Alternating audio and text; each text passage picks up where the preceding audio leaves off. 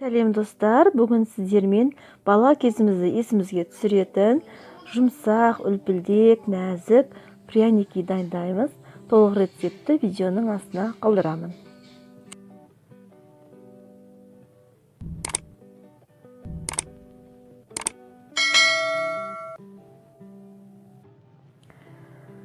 Біз алдымен таза ыдысымызға сүтімізді,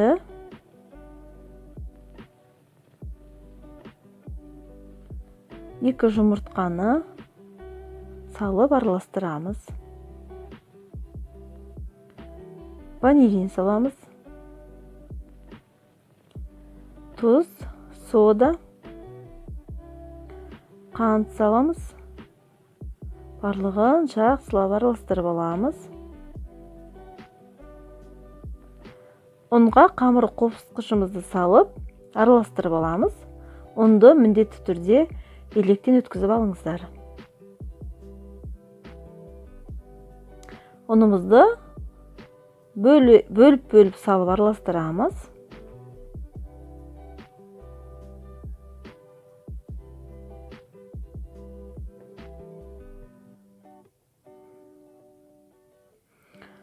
Өте жабыспақ болып шығады. Артық ұн қосудың қажеті жоқ. Енді кішкене сұйық май қосып, барлығынан осылай араластыра отырып қамыр илейміз. Қамырымыз өте жабыспақ болады. Енді 30 минутқа бетін жауып қойып қоямыз.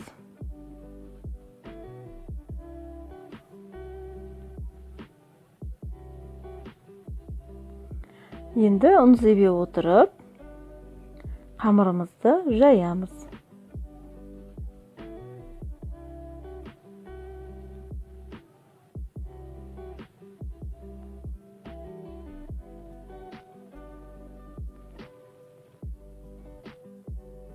Онымен илеп қажет емес, тек осылай бетіне ғана сепсек жеткілікті.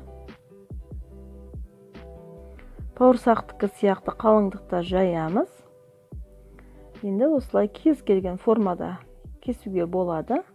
Мен стаканмен кестім. Пешімізді 180 градусқа қыздырып 25 минут пісіріп аламыз. Печеньеміз піскенше біз глазурь дайындаймыз.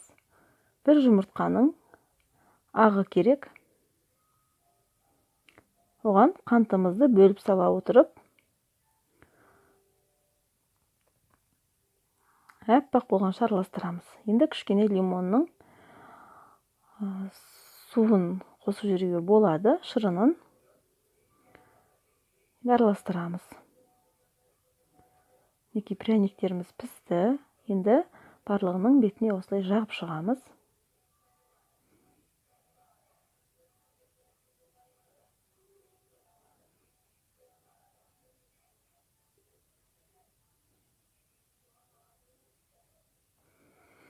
Неке өте дәмді, жұмсақ, нәзік болып шықты.